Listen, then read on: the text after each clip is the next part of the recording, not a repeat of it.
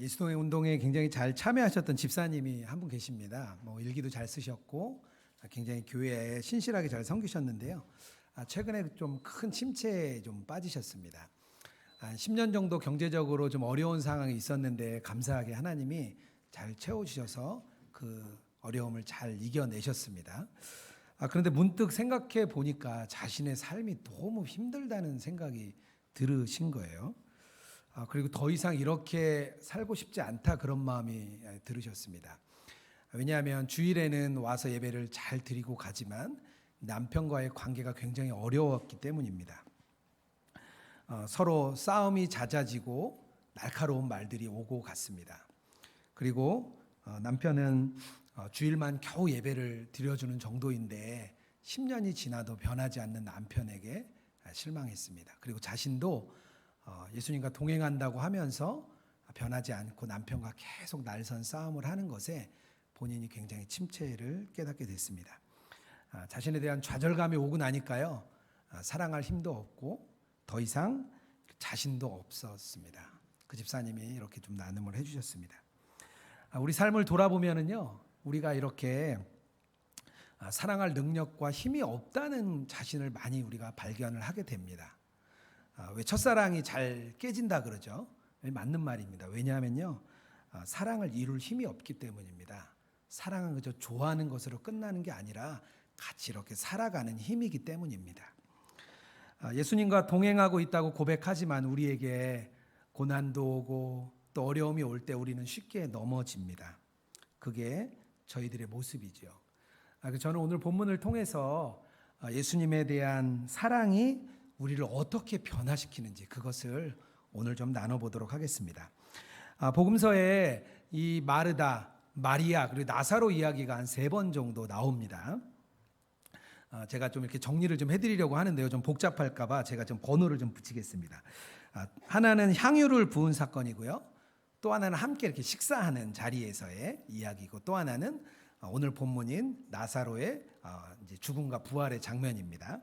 첫 번째로 향유를 부은 사건인데요. 제가 1-1이라고 이렇게 표현하겠습니다. 1-1에 향유를 부은 사건인데요. 누가복음 7장에 먼저 나옵니다.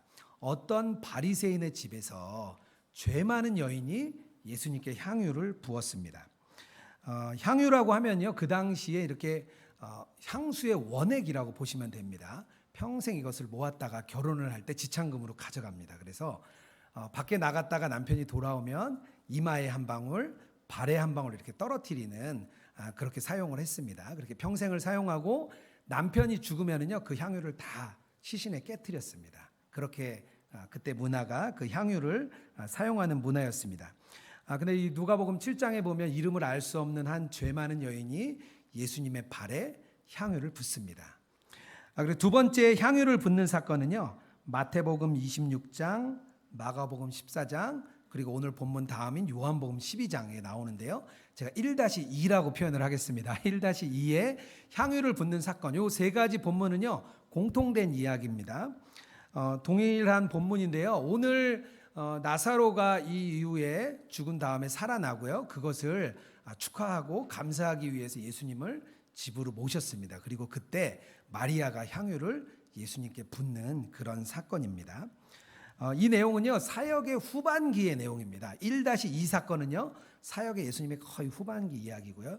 1-1 사건은 초기에 있었던, 예수님 사역 초기에 있었던 일입니다. 그래서 성경학자들은 이 2가지 이야기를 다르게 봅니다. 같은 여인이라고 보기도 하는데요. 대체적으로는 1-1과 1-2는 좀 다른 사건입니다.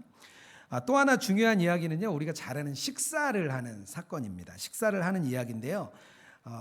누가복음 10장에 나옵니다. 이건 제가 2-1이라고 표현하겠습니다. 2-1 사건, 누가복음 10장에는요, 마르다의 집에 예수님이 지나가시다가 들어옵니다. 그래서 마르다는 이제 예수님을 위해서 이제 음식을 준비하죠. 그랬더니 마리아가 어디 있었냐면 예수님 발 앞에 앉아서 예수님 말씀만 막 듣고 있으니까 이제 마르다가 이야기합니다. 예수님에게 마리아에게 좀 명해서 나를 좀 돕게 하십시오. 이렇게 말을 했더니 예수님께서 이 마리아는 좋은 편을 택했다. 이렇게 말씀을 하셨습니다. 이 본문 때문에요, 마르다는 굉장히 이제 일 중심이고 좀 이렇게 복음과는 거리가 먼 그런 사람이 됐고요. 마리아는 말씀 중심인 사람이다. 이렇게 결론을 내렸습니다. 마치 마르다는 일 중심이어가지고 조금 좀 문제가 있는 분이고, 마리아는 이렇게 복음 중심, 말씀 중심이라 우리가 좀 따라야 되는 사람이다. 이렇게들 많이 이야기합니다. 저는요 좀 일 중심적인 사람입니다. 예전에 제가 집사였던 시절에 교회에서 이제 외부 행사에 제가 팀장을 맡았습니다. 토요일 행사였는데요. 점심도 못 먹고 막 이제 준비를 하고 있었어요. 근데 회계를 맡으신 집사님이 이렇게 앉아서 김밥을 드시고 계신 거예요. 그래서 제가 가서 막 뭐라 그랬죠. 지금 밥 먹을 때냐. 빨리 나가서 좀 뭐 좀 사와라. 그래서 집사님이 나가서 사오셨어요. 근데 알고 봤더니 이미 10번을 왔다 갔다 하셨고 이제 좀 쉬시려고 앉아서 김밥을 드시는데 제가 이제 막 다그친 거죠. 몰랐는데요. 이분이 저를 조금 피하는 것 같더라고요. 그래서 제가 뭘 하자고 하면 좀 이렇게 바쁘다 그러고 계속 이렇게 피하셨어요. 나중에 아내 권사님이 이제 저에게 말씀하신 게 저랑은 같이 일하기 싫다. 너무 일중심이어서 그랬다고. 그래서 한 10년 정도 된 이야기인데도요. 지금도 만나면 제가 미안하다 그럽니다. 그때를 좀 잊어달라 이렇게 이야기합니다. 심지어 어떤 설교자들은요. 이 본문을 가지고 이렇게도 말합니다. 마리아처럼 생각하고 마르다처럼 일해야 된다. 이게 우리의 롤모델이다. 이렇게 말을 합니다. 아마 그렇게 완벽한 사람이 있었다면 성경에서 그런 사람을 이렇게 딱 보여줬을 것 같아요. 그런데 성경은요. 그런 사람을 보여주지 않습니다. 오히려 이렇게 뭔가 한쪽이 문제가 있는 사람들을 보여주죠. 아마 그런 사람이 우리에게 롤모델이라면요. 우리는 항상 좌절하고요. 열등감에 빠질 수밖에 없을 것 같습니다. 두 번째 식사 장면은요. 아까 1-2 사건과 같습니다. 그래서 이건 2-2라고 이야기하겠습니다. 마태복음 26장 그리고 마가복음 14장, 요한복음 12장에 나오는 이야기입니다. 예수님을 초대했고 그 식사 장소에서 마리아가 향유를 부은 것이죠. 그 식사 장소가 같은 공간입니다. 이 또한 앞에 2-1인 누가복음 10장과 이 요한복음 12장은 다른 장소로 보통 이야기를 합니다. 그래서 정리를 하면은요, 향유에 부은 사건은 2번, 그리고 식사를 하는 장면도 2번입니다. 각각 다른 내용이라고 보시면 되겠습니다. 세 번째 사건은요, 오늘 나오는 나사로의 죽음과 부활의 이야기입니다. 나사로 그리고 마르다 마리아는 예수님과 굉장히 가까운 사이였습니다. 그래서 예수님이 사역을 할 때마다 그 집에 종종 들으셔서 이렇게 쉬셨던 것 같아요. 그 마을이 베다니라는 마을인데요. 슬픔의 마을입니다. 벳이라는 게 집이거든요. 아니는 슬픔이에요. 그래서 슬픔의 집 그런 뜻입니다. 뭐 벳엘 그러면 엘이라는 게 하나님이거든요. 하나님의 집 뭐 이런 뜻입니다. 거리가 한 3km 정도 이렇게 되었다고 합니다. 제가 보니까 제가 재보니까요. 여기서 가천대 입구 정도가 한 3km 되더라고요. 그 정도 거리인데 옛날이니까 아마 1시간 정도 거리는 다 이렇게 걸어 다니셨는데 예수님이 자주 그 집에 가셔서 이렇게 쉼을 취하셨습니다. 그것은요 슬픔의 마을이고 한센병 환자들이 살던 마을입니다. 그리고 아주 가난했던 그런 마을에 예수님이 자주 들으신 거죠. 그래서 나사로가 병이 들었을 때 마르다와 마리아는 예수님을 이렇게 초청을 했던 것입니다. 빨리 예수님 우리 집에 와주십시오. 우리 나사로가 병이 들었습니다. 이렇게 말을 한 것입니다. 하지만 예수님이요 바로 가실 수 있었는데 바로 가지 않으시고 이틀을 더 유한 후에 그리고 나사로가 죽은 뒤에 그제서야 그곳에 가게 됩니다. 먼저 마르다가 예수님을 맞이하러 나옵니다. 비통한 마음으로 예수님께 이렇게 말을 합니다. 요한복음 11장 21절인데요. 마르다가 예수께 여짜오되 주께서 여기 계셨더라면 내 오라비가 죽지 아니하였겠나이다. 이렇게 말을 합니다. 나중에 마리아를 또 예수님이 부르십니다.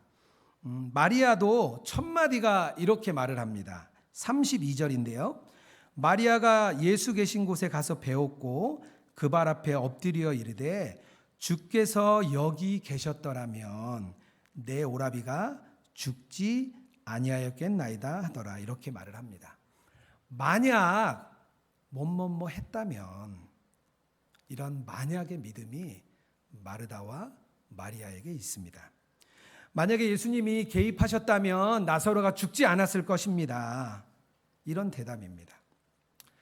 죽음이라는 고난을 맞았을 때 마르다와 마리아는요, 자신의 믿음의 실체를, 민낯을 드러내 보이게 됩니다.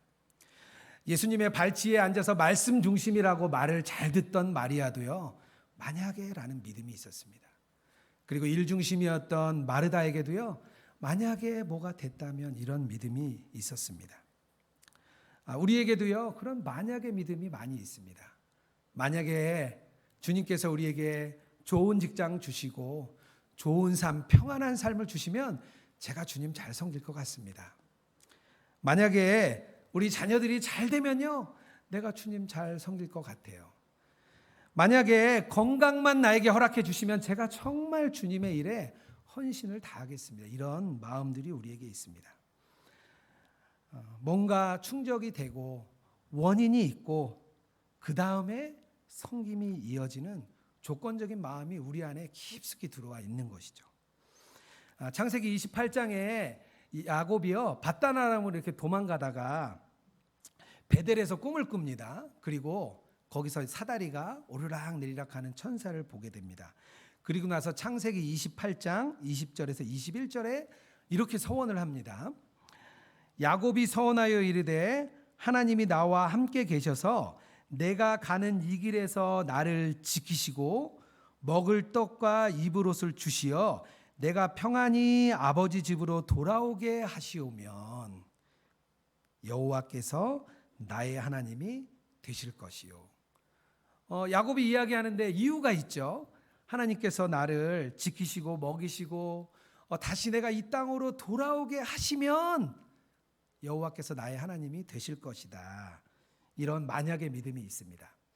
이후로 야곱은요, 라반을 만나서 10번의 자기네 품삯을 속임을 받고요, 또 속아서 2번의 또 결혼식을 합니다. 그때까지도 아마 다시 돌아오는 그 순간까지 야복강 안에 섰을 야곱은 그때까지도 이 만약의 믿음을 가지고 있었던 것 같습니다. 유기성 목사님 친구분 중에 신학교 동기 이야기를 이제 강의에서 해주신 적이 있는데요. 같이 신학교를 다녔는데 이분은 목회자가 되지 않고 사업을 하셨습니다. 그런데 오랫동안 사업을 하셨는데 이분이 말기 암에 걸리셨습니다. 그래서 이제 목사님을 초청하고 한번 보고 싶다 그래서 유 목사님이 이제 찾아가신 거죠. 찾아갔더니 그분 하는 얘기가 내가 원래 신학을 했어. 야, 됐는데 목회를 했어야 됐는데 그렇지 않아서 내가 이렇게 된 것 같다. 주님께서 나 아픈 것은 내가 다시 목회의 길로 가기를 바라시는 것 같아. 이렇게 말씀하셨다 그럽니다. 근데 이미 병색은 아주 깊어졌고요, 상태가 아주 심각한 상황이었습니다.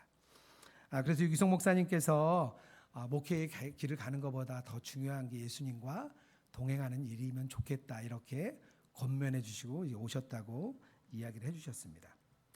욥기에서 예수님이 사단에게 말합니다. 너 나를 경외하는 종 욥을 보았느냐? 이렇게 사단에게 묻죠. 그랬더니 사단이 뭐라 그러죠? 아유, 하나님 그거 하나님이 잘해주니까 축복도 주고 자녀도 주고 축복해 주니까 잘 섬기는 거 아닙니까? 이렇게 사단이 오히려 하나님께 대묻게 되죠. 우리가 뭔가 조건이 충족되면 우리가 주님을 사랑하게 될 것 같습니다. 우리가 뭔가 잘하면 주님이 우리를 사랑할 것 같습니다. 이 만약의 믿음은요, 인과응보처럼요, 뭔가 원인이 있으면 결과가 있는 거지, 이런 것이 만약의 믿음입니다. 간절히 우리가 기도해야 병이 나을 것 같고요, 나의 헌신이 많이 쌓여야 주님이 나를 축복해 주실 것 같은 게 우리의 마음입니다. 뭔가 원인이 없으면 하나님은 우리를 사랑하지 않으실 것 같은 마음이 우리 안에 있는 것이죠. 예수님은 정말 원인에 따라 우리를 사랑하실까요? 만약에 라는 뭔가가 이루어지면 우리를 사랑하고 있는 것일까요? 우리가 오늘 읽은 본문 중에 한 가지 쉽게 지나칠 수 없는 본문이 있습니다. 저는 그래서 오늘 5절까지만 본문을 읽었는데요. 11장 5절 말씀입니다. 우리 같이 좀 한번 읽어보겠습니다. 예수께서 본래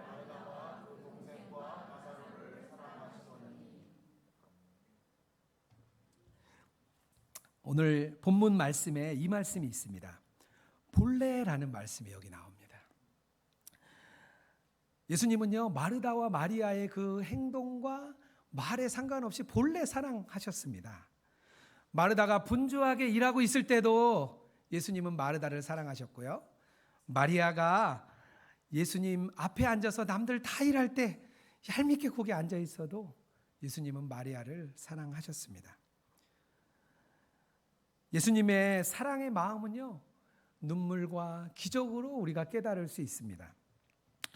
오늘 본문 35절에 이렇게 나옵니다. 예수께서 눈물을 흘리시더라.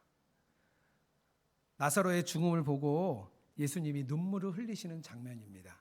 그런데요, 이 눈물은요, 단순히 나사로만을 사랑해서 흘린 눈물이 아닙니다.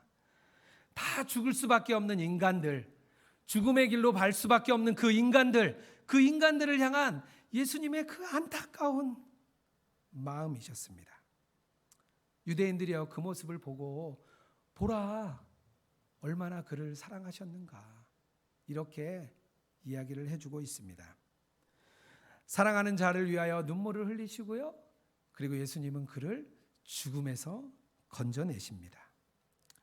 주님은요, 늘 우리를 사랑하고 계십니다. 조건 없이 사랑하는데요, 우리가 그것을 모를 뿐입니다. 호세아서에 이런 말씀이 있습니다. 11장 5절인데요. 그들은 애굽 땅으로 되돌아 가지 못하였거늘 내게 돌아오기 싫어하니 아수르 사람이 그 임금이 될 것이라. 하나님은요, 늘 기다리는데요, 이스라엘 백성들은 하나님께 돌아오지 않았습니다. 그리고 돌아오기 싫어했다, 이렇게 표현하고 있습니다. 그럼에도 불구하고요, 하나님의 그 사랑의 감정이 호세아서 11장 8절에 계속해서 나옵니다. 에브라임이여 내가 어찌 너를 놓겠느냐, 이스라엘이여 내가 어찌 너를 버리겠느냐. 이스라엘 백성은 하나님이 부르실수록 더 이렇게 엇나갔는데요, 그럼에도 불구하고 그들을 사랑의 줄로 이렇게 묶으시고 기다리시는 것이 우리 아버지 하나님의 마음이십니다. 그 사랑의 최종 표현이요, 결국 예수님의 십자가 죽음과 그 부활의 모습입니다. 오늘 나사로의 죽음과 부활을 통하여서요, 우리가 깨달을 수 있는 것은 우리를 얼마나 사랑하시는지, 또 죽음과 부활을 통하여서 얼마나 큰 기쁨을 우리가 누릴 수 있는지를 그림으로 보여주는 그런 예표입니다. 우리가 삶을 살아내는 힘이 없을 때 우리가 해야 될 것은요, 이 하나님의 사랑, 그 예수님의 사랑을요, 더 깊이 깨달아 알아야 됩니다. 주님의 사랑이요, 더 깊이 깨달아 알아지면요, 우리가 삶을 이겨낼 힘이 생깁니다. 그렇다면 우리가 어떻게 그 깊은 사랑을 깨달을 수 있는 거죠? 오늘 본문에 보면요, 예수님께 우리가 나아가면 됩니다. 예수님은 나사로의 집에 이렇게 들어가지 않으시고요, 마르다를 이렇게 부릅니다. 그리고 또 나중에 마리아도 나오게 합니다. 그리고 이 대화의 내용을 잘 살펴보니까요, 그들의 믿음을 잘 점검하십니다. 그들이 갖고 있는 이 만약에라는 믿음을 이렇게 드러내 보이시고요, 그리고 다시 말씀을 우리에게 보여주시면서 예수님의 사랑을 깨닫게 해주십니다. 예수님 앞에 나오면은요, 예수님의 그 눈물의 사랑을요, 우리가 깨달을 수 있습니다. 예수님 앞에 나오면 예수님의 그 사랑의 기적을요, 우리가 깨달을 수 있습니다. 단 우리가 해야 될 건요, 예수님 앞에 우리가 나아가야 됩니다. 그렇게 예수님의 사랑을 깨달으면 우리가 사랑할 수 있는 것입니다. 사랑을 깨달은 마르다와 마리아는 그럼 변했을까요? 그들은 변했을까요? 요한복음 12장에 계속해서 이야기가 이어집니다. 12장 2절인데요. 제가 읽어볼게요.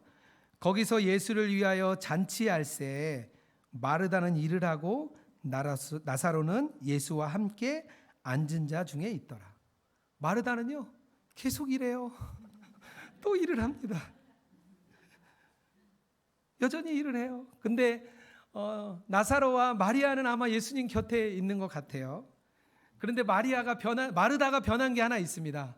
뭐냐면요, 불만을 표하는 내용이 없어요. 마르다는 여전히 일하는데요, 기쁨으로 일을 합니다.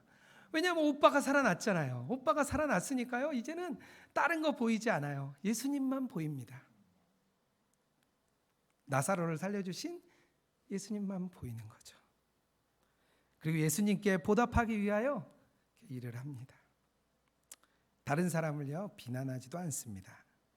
예수님만 보이니까요. 마리아는 어떨까요?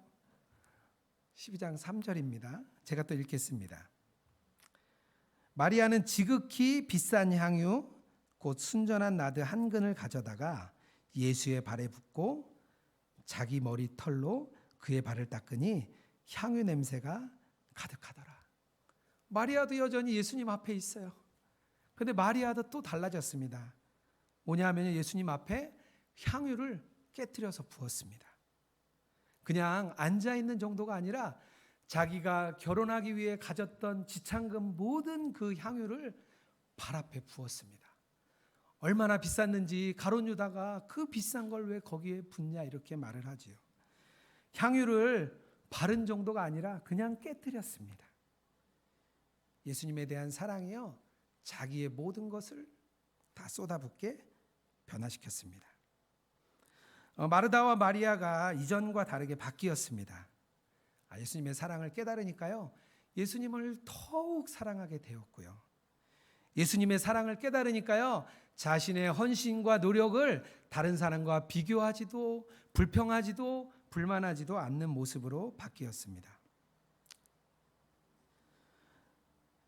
우리 자신을 좀 돌아보면 좋겠습니다. 나는 예수님을 더욱 사랑하고 있습니까? 나의 기준으로 혹시 다른 사람들을 판단하고 정죄하고 있지는 않습니까? 사도 요한이 요한복음과 요한서신을 썼는데요, 그는 원래 굉장히 성공하고 싶은 사람이었습니다. 그래서 예수님께 좌편에 오른편에 우리 형제를 앉혀달라고 이야기했던 사람입니다. 성미가 얼마나 불같았는지 우리의 아들, 천둥의 아들이란 별명을 가진 사람이었습니다. 그런데 그는요, 예수님의 사랑을 알고 사랑의 사도가 되었습니다. 요한복음 11장 23절에 이렇게 말합니다. 예수의 제자 중 하나 곧 그가 사랑하시는 자가 예수의 품에 의지하여, 예수님이 자기를 사랑하시는 자라고 이렇게 이야기합니다. 요한일서 3장 16절에는요 이렇게 말을 합니다. 사랑하면 형제를 위하여 목숨을 버리는 것이 마땅하다. 요한 사도는요 이렇게 사랑의 사람으로 변화가 되었습니다. 얼마 전에 나는 죽고 예수로 사는 동행훈련을 저희가 했지요. 저희가 이제 외부에 계신 예수동행 운동에서도 우리 18,000명의 많은 분들과 함께 그 훈련을 같이 했습니다. 그때 수원에 계신 한 집사님께서 간증문을 보내주셨는데요. 그 내용이 이렇습니다. 예수님을 더욱 생각하게 되면서 자기의 삶이 변하고 있다고 이렇게 이야기를 해주셨는데요. 하나의 에피소드를 이렇게 적어주셨습니다. 제가 좀 읽어볼게요. 제게는 뇌졸중 후유증으로 스스로 지팡이에 의존해서만 걸으실 수 있고 스스로 병원에는 가기 어려우신 시아버님이 계십니다. 습관처럼 어떤 질문을 하면 모르겠다 하고 말씀하실 때가 많습니다. 모든 가족들이 그 말씀을 불편하게 듣습니다. 물론 저도 그렇습니다. 그렇게 대답하시는 순간 마음이 다치고 잘해드리고 싶은 마음에 없어지고 어떤 때는 미워하는 마음까지 생깁니다. 그런데 그날 치과에 모시고 갔을 때도 아버님은 무심결에 모르겠다라고 말씀하셨고 나는 좀 얄미운 마음이 일었습니다. 바로 그때 마음속에서 아니야, 나는 어둠의 말을 따르지 않을 거야. 예수님을 따를 거야. 그래서 아버님을 축복할 거야 라는 마음이 들어서 마음으로 고백했습니다. 그러자 내면에 어떤 희열이 올라오는 것을 느꼈습니다. 병원 진료를 마치고 돌아오면서 오랜만에 교회에 들려 꽃구경도 하고 사진도 찍어드렸습니다.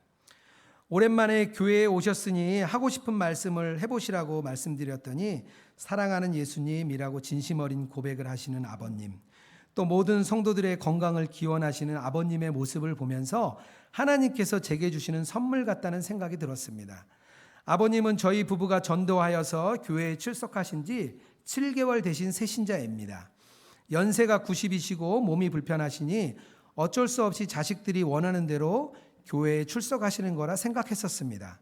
하지만 아버님은 예수님을 사랑하고 계셨던 것입니다. 제가 어떤 상황에서도 아버님을 축복하기로 결정하자 하나님께서 제게 주시는 선물 같아 너무 기뻤습니다. 동행훈련을 마치고 본인의 마음이 변하면서 그런 삶의 변화, 또 아버님의 그런 메시지, 그런 걸 들으면서 너무 행복하다고 이렇게 보내주셨습니다. 사랑을 깊이 깨달으니까 자신의 삶이 변하고 있는 거죠. 최근에 저에게 좀 이렇게 서운한 마음이 드는 일이 하나 있었습니다. 굉장히 작은 일이었는데요. 이렇게 서운한 마음이 한 번 드니까요. 이게 점점 풀어나다가 나중엔 되게 그분이 보기가 싫더라고요. 그런데 가만 생각해 보니까 이렇게 별로 서운해하지 않아도 될 일이었어요. 제가 그렇게 생각했어요. 만약에 우리 교우들 중에 한 분이 그랬다면 내가 그랬을까? 근데 안 그랬을 것 같아요. 왜냐하면 우리 교우들은 제가 사랑해야 될 대상이고 하나님이 제게 주신 사명이니까 당연하다 생각했을 것 같아요. 그런데 그분과 저는 그런 관계가 아니라 생각했습니다. 제가 사랑해야 될 대상이 아니라 그냥 저와 함께 주고받는 사이지 내가 일방적으로 사랑해야 되는 사람은 아니야. 제가 이렇게 생각을 했었던 겁니다. 근데 설교를 준비하는데 그 마음이 제게 계속 걸림이 있는 거예요. 왜 서운한 마음이 들었을까 자꾸 생각해 보니까 제 안에 사랑의 대상을 제가 결정하고 사랑해야 될 사람, 사랑하지 않아도 될 사람을 제가 판단하고 있던 것을 알았습니다. 그래서 하나님께 그 마음을 올려드리고 나니까 서운한 마음이 깨뜨려졌습니다. 그러고 나서 그분에게 다시 이렇게 연락도 드리고 관계를 맺었습니다. 그 마음을 주님이 깨닫게 해주신 거죠. 우리 사랑하는 성도 여러분에게도 정말 예수님의 사랑을 더 깊이 깨달아 알았으면 좋겠습니다. 변하지 않는 남편, 변하지 않는 자녀들, 또 변하지 않는 동료들이요, 우리가 사랑할 힘이 우리에게는 없습니다. 하지만 예수님의 사랑을요 더 깊이 깨달으면요 그 사랑이 우리에게 부어지고 그 사랑이 우리를 넘어서 흘러가는 것이 하나님의 원리입니다. 우리의 어떠함과 상관없이 하나님께서는 우리를 본래 사랑하고 계셨기 때문에 우리도 그 사람들의 어떠함과 상관없이 본래 사랑하는 것이 주님의 마음입니다. 예수동행교회는요, 예수님과 동행하고자 하는 갈망을 가진 성도님들이 모인 교회입니다. 그런데 우리가 정말 예수님과 친밀하게 동행하고 있는가 점검해야 할 것은요, 내가 다른 사람에 대한 그 사랑의 마음, 그것으로 우리를 점검해 보아야 합니다. 예수님과 친밀히 동행한다고 우리가 표현하지만 다른 사람에게 불만이 있고 또 불평이 있고 또 어떤 조건이 있어야만 내 삶에서 그래야만 하나님을 내가 더욱 사랑하고 섬긴다면 우리는 더 깊은 주님과의 친밀함으로 나아가야 됩니다. 마르다와 마리아처럼요, 예수님의 그 부르심 앞에 우리는 더 나아가야 합니다. 주님과 더 깊은 교제가 있습니다. 우리가 알고 있는 깊이보다 더 깊은 교제가 있어서요, 들어가면 또 깊어지고 들어가면 깊어지고 들어가면 깊어지는 것이 예수님과의 관계입니다. 주님과 더 깊은 교제로 나아갈 때 예수님의 사랑을 깨달아 알고 또 그 사랑이 우리를 넘쳐서 다른 사람도 사랑하게 되는 저와 여러분 되기를 주님의 이름으로 축복합니다.